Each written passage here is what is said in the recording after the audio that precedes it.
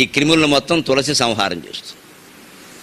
అంటే మీరు 4-5 దండలు వేసినా సరే చివరిలో ఓ తులసిమాల వేసేయండి అన్నారు. పనస్తోనలు తినేవాడు ఏం చేయాలి అంటే 16 తొనలు తిన్నా మంచిదే, ఊపుకుంటే తినొచ్చు. చివరితోన నువ్వుల నూనెలో ముంచుకుని తినాలి, నూనెలో ముంచుకుని తినాలి చివరితోన. ఎందుకని పనస్తోనలకి ఇలా పక్కన ఇలా సన్న పోగుల్లా ఉంటాయి చూడండి, జిగురు జిగురుగా ఉంటాయి. అవి లోపలికి వెళ్ళి అన్నవాహిక గొట్టాలకు అతుక్కుంటాయి, లోపలికి వెళ్ళవు, చుట్టుకుంటాయి, కడుపు నొప్పి వస్తుంది. అవన్నీ జారి లోపలికి వెళ్ళాలి అంటే చివరి తిన నూనెతో తినమన్నారు. ఈ నూనె కారణంగా పనస్తంతో పాటు ఆ తీగలు, ఆ తాగేటువంటి తోళ్ళు కూడా జారిపోతాయి కిందకు, శుభ్రంగా అరుగుతాయి. మనం ఏ ఆచారం పెట్టినా హిందూ ఆచారాలు అన్నింటిలోనూ ఇంత శాస్త్రీయ విజ్ఞానం ఉంది, అది మనం గ్రహించుకోవాలి. గుడ్డిగా ఆరాధన చేయకూడదు, లేకపోతే అది ఒట్టి కోరికల కోసం అన్నట్టుగా మిగులుతుంది. అందుకోసం శివుడికి మారేడాకులు, అలాగే విష్ణువుకి తులసాకులు. అంటే అది పరిమితంగానే ఉండాలి ఖచ్చితంగా.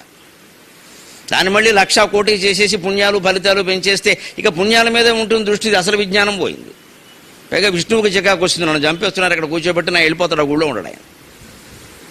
ఇన్ని దండలు వాళ్ళకి నాకేస్తున్నారు, వీళ్ళు వేసుకోవడం మానేసి వీళ్ళకి వేస్తే తెలుస్తుంది అసలు ఇదంతాను అని చెప్పి, వద్దురా అబ్బాయి ఎక్కడ ఏ గుళ్ళో దండ కూడా వేయడం, అక్కడికి వెళ్ళిపోతానని వెళ్ళిపోతాడు ఆయన. ప్రశాంతంగా ఉండాలి ఆయన కూడా. వాక్యాలనే తులసీ దళాలతో భగవంతుడిని అర్చించాలి. 1,00,000 తులసి, కోటి తులసి కాదు లెక్క.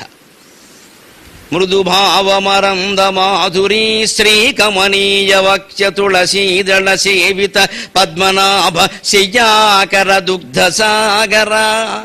అటువంటి భావాలు అనేటువంటి తులసీ దళాల అర్చనకి ఆయన చాలా సంతోషిస్తారు.